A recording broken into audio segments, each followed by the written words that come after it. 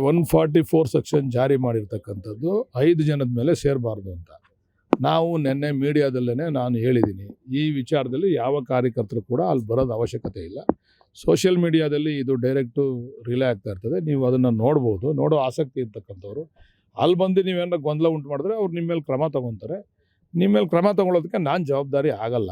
ದಯಮಾಡಿ ಅದಕ್ಕೆ ನೀವು ಸಹಕಾರ ಕೊಡಬೇಕು ಅಂತೇಳಿ ನಮ್ಮ ಎಲ್ಲ ಕಾರ್ಯಕರ್ತ ಬಂಧುಗಳಲ್ಲೂ ಮನವಿ ಮಾಡಿದ್ದೀನಿ. ಆಮೇಲೆ ನನಗೂ ಕೂಡ ಬೆಳಗ್ಗೆಯಿಂದ ಪೊಲೀಸ್ನವರು 100 ಸರಿ ನೀವು ಎಲ್ಲಿದ್ದೀರಾ ಅಂದರು.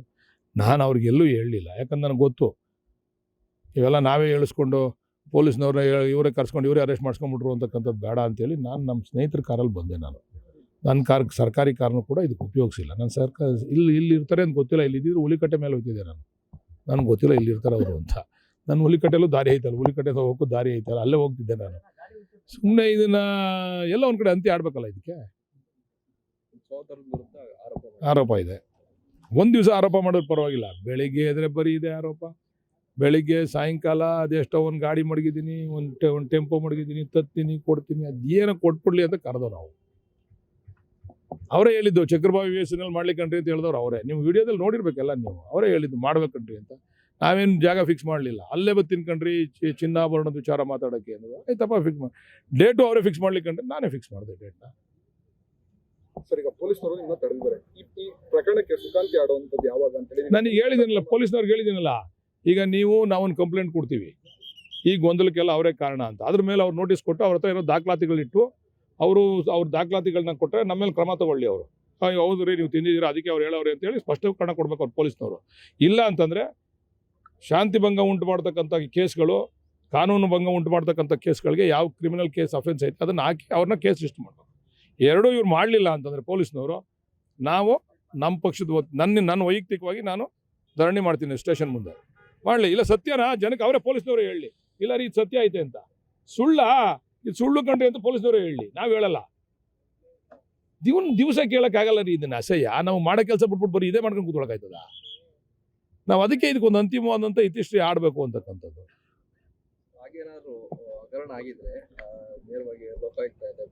ಎಲ್ಲ ತನಿಖೆ ನಡೀತಾ ಇದೆ. ಪೊಲೀಸ್ನವರು ತನಿಖೆ ಮಾಡ್ತಾವ್ರೆ. ತನಿಖೆ ತೀರ್ಪು ಆಚೆ ಬರೋಕ್ಕಿಂತ ಮುಂಚೆನೆ 8-9 ಕೋಟಿ ತಿಂದ್ರು, 18 ಕೋಟಿ ತಿಂದ್ರು, ಚುನಾವಣೆ ಮಾಡ್ಕೊಂಡ್ರು. ಎಲ್ಲಾನು ದಿವಸ ಬೆಳಿಗ್ಗೆ ಎದ್ದು ಹೇಳಿದ್ ಯಾರು ಕೇಳ್ತಾರ್ರಿ? ನಮಗಂತೂ ಮಾಡೋಕ್ಕೆ ಬೇಜಾನ್ ಕೆಲಸ ಅದಪ್ಪ. ಅಭಿವೃದ್ಧಿ ಕೆಲಸ ಮಾಡೋದು ಬಿಟ್ಬಿಟ್ಟು ಬೆಳಿಗ್ಗೆ ಎದ್ದು ಇದರಿಂದ ಓಡಾಡೋಣ ನಾವು. ಅದಕ್ಕೆ ಇದು ಒಂದು ಇತಿಶ್ರೀ ಆಡ್ಬಿಡೋಣ. ಇದಕ್ಕೊಂದು ಅಂತಿಮವಾದಂಥ ತೀರ್ಮಾನ ಆಗ್ಬಿಡ್ಲಿ. ನೀವು ಎಲ್ಲ ಬರ್ತೀರಾ ಮೀಡಿಯಾದವ್ರ ಮುಂದೆ ಇದು ಇತ್ಯರ್ಥ ಆಗಲಿ ಅಂತ. ಈಗ ಪೊಲೀಸ್ನವ್ರು ಹೇಳವ್ರೆ ನಾವು ಅವ್ರಿಗೆ ನೋಟಿಸ್ ಕೊಡ್ತೀವಿ ಅಂತ. ಅವ್ರು ನೋಟಿಸ್ ಕೊಡೋ ಜೊತೆಗೆ ನಾವು ಕಂಪ್ಲೇಂಟ್ ಕೊಡ್ತೀವಿ. ನಮ್ಮಿಂದನೂ ವೈಯಕ್ತಿಕವಾದ ಕಂಪ್ಲೇಂಟ್ ಕೊಡ್ತೀವಿ. ಆ ಕಂಪ್ಲೇಂಟ್ನಲ್ಲಿ ಅವರು ನೋಡಲಿ, ಏನು ತೀರ್ಮಾನ ಮಾಡ್ತಾರೆ ಮಾಡಲಿ. ಸತ್ಯ ಆಗಿದ್ರೆ ಪೊಲೀಸ್ನವರೇ ಸಾರ್ವಜನಿಕರಿಗೆ ತಿಳಿಸ್ಬೇಕು. ಇದು ಸತ್ಯ ಕಂಡ್ರೆ ಮಾಜಿ ಶಾಸಕರು ಹೇಳೋದು ಅಂತ. ಸುಳ್ಳು ಅಂದರೆ ಅವ್ರ ಮೇಲೆ ಏನು ಕ್ರಮ ತಗೋಬೇಕು ಅದನ್ನು ತಗೋಬೇಕು. ಸತ್ಯ ಆಗಿದ್ರೆ ನಮ್ಮ ಮೇಲೆ ಏನು ಕ್ರಮ ತಗೋಬೇಕು ಅದನ್ನು. ಬಹಿರಂಗ ಚರ್ಚೆಗೆ ಆಹ್ವಾನ ಮಾಡಿದ್ರು, ಪೊಲೀಸರು ತಡೆದಿದ್ದಾರೆ ಸರ್. ಇವತ್ತು ಚಕ್ರಬಾವಿಯಲ್ಲಿ ಇದು ನಮ್ಮ ಕುದೂರು ಶಾಖೆಯಲ್ಲಿ ನಡೆದಿದ್ದಂಥ ನಕಲಿ ಚಿನ್ನಾಭರಣದ ಪ್ರಕರಣಕ್ಕೆ ಸಂಬಂಧಪಟ್ಟ ಹಾಗೆ ಮಾಜಿ ಶಾಸಕ ಎ ಮಂಜು ಅವರು ಅಸಂಬದ್ಧವಾದಂಥ ಜನಗಳಿಗೆ ದಾರಿ ತಪ್ಪಿಸ್ತಕ್ಕಂಥ ಅಥವಾ ಸಮಾಜದ ಶಾಂತಿ ವಾತಾವರಣ ಅಥವಾ ನಂಬಿಕೆ ವಾತಾವರಣಕ್ಕೆ ಕುತ್ತು ಬರುವಂಥ ಒಂದು ಹೇಳಿಕೆಗಳನ್ನ ನೀಡ್ತಾ ಬಾಲಕೃಷ್ಣವರು ಶಾಸಕರು ಮತ್ತು ಅವನ ತಮ್ಮ ಇವರೇ ಸೇರ್ಕೊಂಡು ಮಾಡೋರು ಅನ್ನೋ ರೀತಿಯ ಜನಗಳಿಗೆ ಒಂದು ಮಾಹಿತಿ ಹೋಗ್ತಕ್ಕಂಥ ಅಥವಾ ಜನಗಳನ್ನ ತಪ್ಪು ದಾರಿಗೆ ತಿರುಗಿಸ್ತಕ್ಕಂಥ ಪ್ರಯತ್ನವನ್ನು ನಿರಂತರವಾಗಿ ಮಾಡ್ಕೊಬರ್ತಿದ್ರು. ಅದಕ್ಕೆ ಇವತ್ತೊಂದು ಅಂತಿಮ ಘಟ್ಟ. ಇದು ಒಂದು ಯಾವುದಾದ್ರೂ ಒಂದು ಇತ್ಯರ್ಥ ಆಗಬೇಕು. ನನ್ನ ಹತ್ರ ಒಂದು ಲಾರಿ ಲೋಡೋ 2 ಲಾರಿ ಲೋಡೋ ಎಷ್ಟೋ, ಅವರು ಹೆಚ್ಚು ಕಮ್ಮಿ ಲಾರಿಗಂತೂ ಜಾಸ್ತಿ, ಅದನ್ನ ತೆಗೆದುಕೊಂಡು ಬರಬೇಕು, ತೊಗೊಂಬರ್ತೀನಿ ತಂದು ಎಲ್ಲವನ್ನೂ ಕೂಡ ಚಕ್ರಬಾವಿಯಲ್ಲಿ ಚರ್ಚೆ ಮಾಡ್ತೀನಿ. ಇದು ಹೊರ ಜಗತ್ತಿಗೆ ಹೊರ ಜನಗಳಿಗೆ ಅಂತ ಅದನ್ನು ಮುಕ್ತವಾಗಿ ಸ್ವಾಗತ ಮಾಡ್ದು. ಬಂದು ಆತನ ಹತ್ರ ಇರ್ತಕ್ಕಂಥದ್ದು ಗಾಳಿಯಲ್ಲಿ ಗುಂಡ ಅಥವಾ ಇದು ನಿಜ ವಿಚಾರನ ಅಂತಕ್ಕಂಥದ್ದು ಜನಗಳಿಗೆ ಗೊತ್ತಾಗಬೇಕು. ಅದೇ ನನ್ನ ಪ್ರಯತ್ನನೂ ಬಾಲನವ್ರ ಪ್ರಯತ್ನನೂ ಅಂತಿಮವಾಗಿ ಜನಗಳಿಗೆ ನಿಜ ಮಾಹಿತಿ ಹೋಗಬೇಕು ಅಂತಕ್ಕಂಥ ವಿಚಾರದಲ್ಲಿ ಇವತ್ತು ನಾವು ಅಲ್ಲಿ ಫಿಕ್ಸ್ ಮಾಡಿದ್ದಂಥದ್ದು. ಅದು ನಾನು ಚಕ್ರಬಾವಿಗೆ ಬರ್ತೀನಿ, ನಾನು ಚಕ್ರಬಾವಿಲೇ ಬಂದು ಉತ್ತರ ಕೊಡ್ತೀನಿ. ಮಾಗಡಿ ಬೇಡ, ತಾಲೂಕ್ ಪಂಚಾಯಿತಿ ಆವರಣ ಬೇಡ, ಚಕ್ರಬಾವಿಗೆ ಬಂದು ನಾನು ಮಾತಾಡ್ತೀನಿ ಅಂತ. ಈ ನಿನ್ನೆ ದಿನ ಇದೆಲ್ಲ ವಿರುದ್ಧವಾಗಿ ಇದಕ್ಕೆ ಪುನಃ ಯೂಟರ್ನ್ ನೋಡೋದು. ನಿನ್ನೆ ಸಾಯಂಕಾಲ ಈ ನಮ್ಮ ಕನ್ನಡ ವ್ಯಾಕರಣದಲ್ಲಿ ನಿಮಗೆ ಈ ನವರಸಗಳು ಬರ್ತವೆ. ನವರಸ ಅಂತಾರೆ.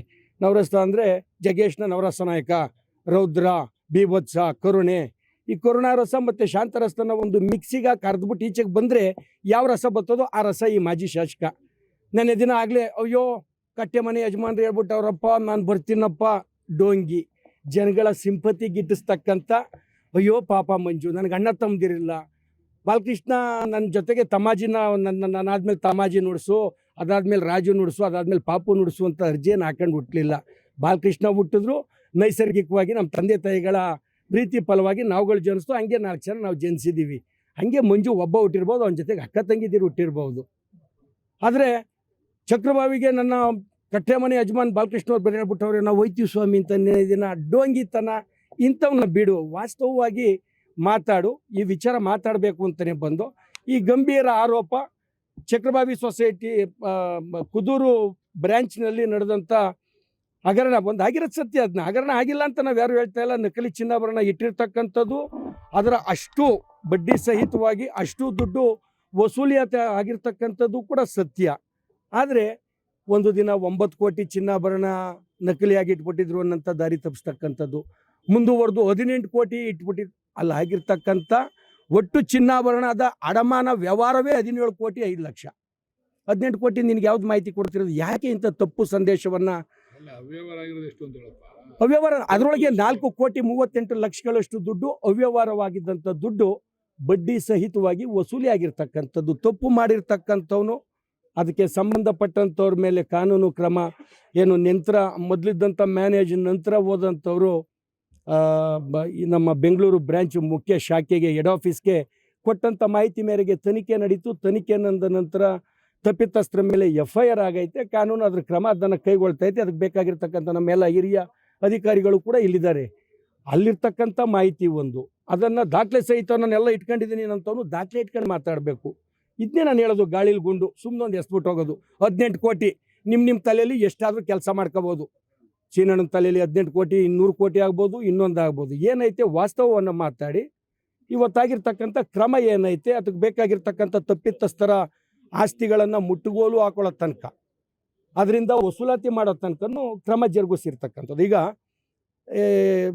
ಪಹಲ್ಗಾಮ್ ಮೇಲೆ ಮೊನ್ನೆ ದಿನ ಹೋದ ವರ್ಷ, ಇವಾಗ 1 ವರ್ಷ ಆಗಿರ್ಬೋದು ಬಹುಶಃ, ಪಹಲ್ಗಾಮ್ ಮೇಲೆ ದಾಳಿ ಆಯಿತು. ಪಹಲ್ಗಾಮ್ ಮೇಲೆ ದಾಳಿ ಆಗಿರ್ತಕ್ಕಂಥದ್ದು, ಭಯೋತ್ಪಾದಕರು ನಡೀತಕ್ಕಂಥದ್ದು ಕೆಲಸ ಏನಾಗಬೇಕು ಸರ್ಕಾರ ನರೇಂದ್ರ ಮೋದಿನೇ ಮಾಡೋರು ಪಹಲ್ಗಾಮ್ ದಾಳಿ ಅಂದಂಗೆ ಆಯ್ತಿದ್ದು ಮಂಜು ಹೇಳ್ತಾ ಇರ್ತಕ್ಕಂಥದ್ದು. ನಾನೊಬ್ಬ ನಿರ್ದೇಶಕನಾಗಿ, ಇವತ್ತು ಅಧ್ಯಕ್ಷ ಇರ್ಬೋದು, ಈ ಘಟನೆ ನಡೆದಂಥ ಸಂದರ್ಭದಲ್ಲಿ ಜಿಲ್ಲಾ ಬ್ಯಾಂಕಿಗೆ ನಾನೊಬ್ಬ ನಿರ್ದೇಶಕ ಒಬ್ಬ ಶಾಸಕಾಂಗದ ಪಕ್ಷದವನಿದ್ದಂಗೆ ನಾನು ಒಂದು ಬ್ಯಾಂಕಿನ ವ್ಯವಹಾರಗಳು ಈ ರೀತಿ ಆಗಬೇಕು, ಪಾಲಿಸಿ ಮೇಕಿಂಗು ನಂದು. ದಿನ ಬೆಳಿಗ್ಗೆ ಹೋಗ್ಬಿಟ್ಟು ಬ್ಯಾಂಕಿನಲ್ಲಿ ಅಡಮಾನ ಮಾಡೋಕ್ಕೆ ಬಂದವ್ರ ಹತ್ರ ಎಲ್ಲ ನೀನು ಯಾವ ಚಿನ್ನ ತಂದಿದ್ಯಾ, ನಿಂದಿದೇನು, ನೀನು ಯಾಕೆ ಬಂದೆ, ನಿನ್ನ ಹೆಸರೇನು, ಇದು ತಮಾಜಿ ಕರ್ತವ್ಯ ಅಲ್ಲ.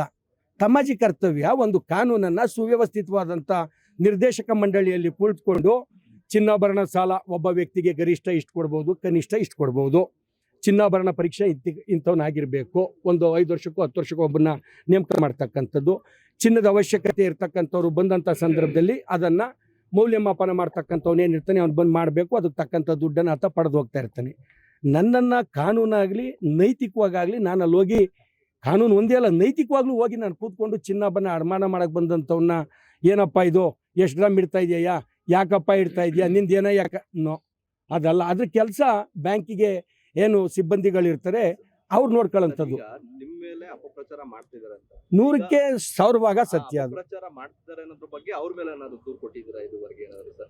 ನಾನು ದೂರು ಕೊಟ್ಟಿಲ್ಲ. ಮಾಧ್ಯಮಗಳ ಮುಖಾಂತರ ಅವ್ರನ್ನ ಎಳೆಯಾಗಿ ಬಿಚ್ಚಿ ಅವ್ರದ್ದು ಇಂದಿನ ನಾನು ಏನು ಹೇಳೋದು, ಇಂಥ ವಿಚಾರ ನೀವು ಕೇಳ್ತೀರಿ ನಾನು ಹೇಳಲೇಬೇಕಾಗಿ ಬರ್ತದೆ, ಅವರ ವೈಯಕ್ತಿಕ ವಿಚಾರ ಅಂತ ಅನ್ಬೋದು, ಅದು ಬೇಡ ಅಂಥವೆಲ್ಲವನ್ನು ಬಿಚ್ಚಿ ಒಣಗಾಕಿದ್ದೆ ಅವ್ರನ್ನಾಗಲೇ. ಅವರ ಖಾಸಗಿ ಜೀವನದಿಂದ ಹಿಡ್ಕೊಂಡು ಅವರ ಸಾಮಾಜಿಕ ಜೀವನದವರೆಗೂ ಒಗೆದು ಒಣಗಾಕಿದ್ದರ ಪ್ರತಿಫಲ ಹಿಂಗೆ ದಿನ ಬೆಳಿಗ್ಗೆ ಮತಿಭ್ರಾಂತರಾಗಿ ಹುಲಿಕಟ್ಟೆ ಯಜಮಾನರು ಬರೀ ಹೇಳ್ಬಿಟ್ಟಿದ್ದಾರೆ, ನನಗೆ ಯಾರು ಅಕ್ಕ ತಮ್ಮ ಇಲ್ಲ, ಅಕ್ಕ ತಂಗಿ ಇಲ್ಲ, ನಾನು ಒಬ್ಬನೇ, ಇಲ್ಲಿರೋರೇ ನನ್ನ ಅಣ್ಣ ತಮ್ಮಂದಿರು. ಈ ನಾಟಕೀಯತೆಯನ್ನು ಬಿಡು. ಹಂಗಿದ್ಮೇಲೆ ಯಾಕಪ್ಪ ನಿನ್ನ ಹೆಂಡತಿ ಲಕ್ಷ್ಮಿ ಅವ್ರನ್ನ ನಿಲ್ಲಿಸ್ದೆ ತಾಲೂಕ್ ಪಂಚಾಯತಿಗೆ, ಬೇರೆ ಇನ್ಯಾರು ಅಣ್ಣ ತಮ್ಮದಿರು? ನಾನು ಸುತ್ತಮುತ್ತ ಇರ್ತಕ್ಕಂಥ ಈ ಕಾರ್ಯಕರ್ತ ಬಂಧುಗಳೇ ನನ್ನ ಅಣ್ಣ ತಮ್ಮದಿರು ಅಂತಕ್ಕಂಥ ಮಾತನ್ನು ನೀನು ಹೇಳ್ತಕ್ಕಂಥ ಪುಣ್ಯಾತ್ಮ, ಅವತ್ತು ನಿಮ್ಮ ಶ್ರೀಮತಿ ಲಕ್ಷ್ಮಿಗೆ ಯಾಕೆ ಕೊಟ್ಟಪ್ಪ ಸೀಟ್ನ? ಇನ್ನೇನಾರ ಬಾಲಕೃಷ್ಣ ಅವ್ರಂಗೆ ಇನ್ನೂ ದೊಡ್ಡ ಕುಟುಂಬ ಏನಾರು ಆಗಿದ್ರೆ ಪ್ರತಿಯೊಂದು ಊರಿಗೆ ಒಬ್ಬೊಬ್ರು ನೀನು ಹಾಕ್ತಿದ್ದೆ, ಇರೋರೊಬ್ರು ಹೆಂಡ್ತಿನ ಊರಿಗೆ ಹಾಕಿದ್ದೀನಿ ಅಂತ ನೀನು ಹೇಳ್ತಾ ಇದೀಯಾ. ಇನ್ನು ರಾಜು ಹಂಗೋ, ಬಾಲಕೃಷ್ಣ ಅವ್ರ ತಮ್ಮ ಪಾಪು ಹಂಗೋ ಹಿಂಗಿದ್ದಿದ್ರೆ ಊರಿಗೊಂದು ಪ್ರಾಂತ್ಯಕ್ಕೊಂದು ಅಂತಕ್ಕಂಥ ಹಿಂದೆ ರಾಜರ ಕಾಲದ ಆಳ್ವಿಕೆಗೆ ಹೋಯ್ತಿದ್ದೆ. ಇಷ್ಟು ರಾಜಕೀಯ ಸರಿ, ದುರುದ್ದೇಶ ಕಾರಣಕ್ಕೋಸ್ಕರ ನಿಮ್ಮ ಮೇಲೆ ಆರೋಪ. 100ಕ್ಕೆ 1000 ಪಾಲು ರಾಜಕೀಯದ ದುರುದ್ದೇಶದ ವಿನಃ ಇನ್ನೇನು ಇಲ್ಲ. ರಾಜಕೀಯ ದುರುದ್ದೇಶ ಮತ್ತು ನಮ್ಮ ಯಾವುದಾದ್ರು ಹೋಟೆಲ್ ಯಾವುದು ಸಿನಿಮಾ ನಾನು ನೀವು ಸೇರ್ಕೊಂಡಿದ್ದು ಎಂಥದ್ದು ಮಿರಾಕಲ್ ಗಾರ್ಡನ್ನಿನ ಪತ್ರಿಕಾಗೋಷ್ಠಿಯ ನಂತರದ ಮರ್ಮಾಘಾತವಾಗಿ ಅವ್ರಿಗಾಗಿರ್ತಕ್ಕಂಥ ಮರ್ಮಾಘಾತಕ್ಕೆ ಎತ್ತೆತ್ಲೋ ಹೋದಂಗೆ ತಿಕ್ಲಂಗೆ ಮಾತಾಡ್ತಾ ಇರೋದು. ದೂರು ಕೊಡ್ತೀರಿ? ಇದ್ರ ಬಗ್ಗೆ ನಾನು ಸಾಮಾಜಿಕ ಶಾಂತಿಯನ್ನು ಕದಡ್ತಾ ಇರ್ತಕ್ಕಂಥದ್ದು, ಇದು ಮಾಡಬಾರ್ದು ಅಂತಕ್ಕಂಥ ಸರ್ಕಾರಿ ಏನು ಸಮಾಜ ಆರೋಗ್ಯಕರ ಸಮಾಜಕ್ಕೆ ತಪ್ಪು ಸಂದೇಶದ ಮೂಲಕ ಅಶಾಂತಿಗೆ ಕಾರಣವಾಗಬಾರ್ದು ಅನ್ನೋಂಥ ವಿಚಾರವಾಗಿ ನಾನು ಕಾನೂನು ಪ್ರಕಾರ ಕ್ರಮ ಕೈಗೊಳ್ಳಿ ಅಂತಕ್ಕಂಥದ್ದನ್ನ ನಾನು ಕೊಡ್ತೀನಿ ಸರ್. ಅದನ್ನ ನಾವು ಯೋಚನೆ ಮಾಡಿ ಈಗ ನಾವು ಅನ್ಕೊಂಡಿದ್ದು ನಾವು ಅಥವಾ ಬಾಲಣ್ಣವರು ನಮ್ಮ ಮಾನಸಿಕವಾದಂಥ ಸ್ಥಿತಿ ಚಕ್ರಬಾವಿಲಿ ಒಂದು ಚರ್ಚೆ ಸಂವಾದ ಎದುರು ಬದ್ರಾಗಿ ನಡೀತದೆ ಅಂತ ನಾವು ಅನ್ಕೊಂಡಿದ್ದು. ಅದಕ್ಕೆ ಪೊಲೀಸ್ನವರು ಅವರ ಕಾರಣಗಳನ್ನು ಒಡ್ಡಿ ನಮ್ಮನ್ನು ಇಲ್ಲೇ ತಡೆ ಮಾಡಿರ್ತಕ್ಕಂಥದ್ದು. ಈಗ ಮುಂದುವರೆದು ನಾವು ಏನು ಮಾಡಬೇಕು ಅಂತಕ್ಕಂಥ ಬದಲಾದಂಥ ಪರಿಸ್ಥಿತಿಯಲ್ಲಿ ಏನು ತೀರ್ಮಾನ ತಗೋಬೇಕೋ ಸೂಕ್ತವಾದಂಥ ತೀರ್ಮಾನ ತಗೊಳ್ಳಿಕ್ಕೆ ಬದ್ರಿದ್ದೇವೆ ಸರ್. ನ್ಯೂಸ್ ಫಸ್ಟ್ ನಿರ್ಭೀತಿಯಿಂದ ನಿಮ್ಮ ಪರವಾಗಿ.